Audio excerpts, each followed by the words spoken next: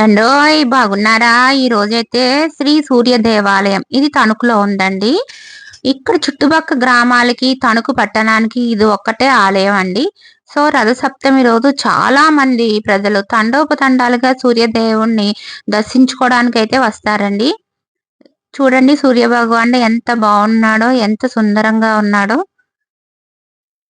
రకరకాల పువ్వులతో సూర్య భగవానుని ఆలయాన్ని అయితే అలంకరిస్తారండి. అస్సలకి చాలా మంది జనం. ఆ సూర్య భగవానుడి ఆలయాలు చాలా తక్కువగా ఉంటాయండి. అరసవెల్లిలో ఒకటుంది. నెక్స్ట్ కోనార్క్‌లో ఒకటుంది. నెక్స్ట్ నాకు తెలిసి తణుకులోనేనండి అనుకుంటున్నాను. మీకెవరికైనా ఏదైనా సూర్య భగవానుడి ఆలయాలు తెలిస్తే కనుక కామెంట్ చేయండి. చూసారా ఎంత అందంగా ఉందో? అసలు దేవుణ్ణి దర్శించుకుంటేనే ఎదురుగుండా కళ్యాణ మండపం అండి. కళ్యాణ మండపం దగ్గర కూడా భగవానుడు కనిపిస్తాడని చెప్పేసి నుంచునైతే వీడియో తీస్తున్నాను.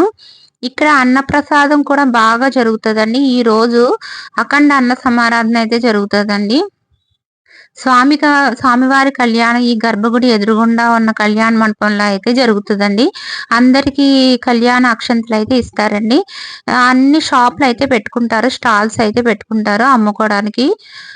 అన్నప్రసాదానికి చాలా మంది వస్తారండి. కొన్ని వేల మంది.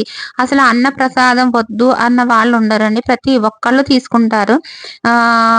వాళ్ళు వీళ్ళు అని తారతమ్యం ఏమి ఉండదండి.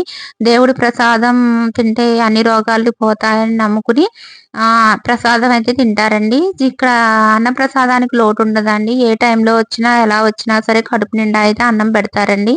ఈ రోజైతే రథసప్తమి రోజైతేని ఏమేం పెడుతున్నారు ఏంటి అనేది ఒకసారి చూద్దామండి. ఇదైతే పరమాన్నం అండి. ప్రసాదం పంచిపెట్టడానికి అయితే తీసుకెళ్తున్నారు వాళ్ళు.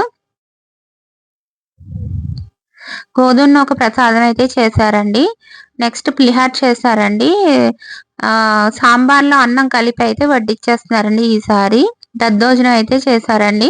ఎందుకంటే సాంబార్‌కి, అన్నానికి వెళ్తుంటే జనం కిక్కిరిసిపోయి ఉండడంతోటి ఒకళ్ళు తొక్కిసలాట అవుతుందని చెప్పేసి ఈ పద్ధతి అయితే ఈ సంవత్సరం పెట్టారండి. చాలా బాగా పెట్టారు. అదైతే నాకైతే నచ్చింది.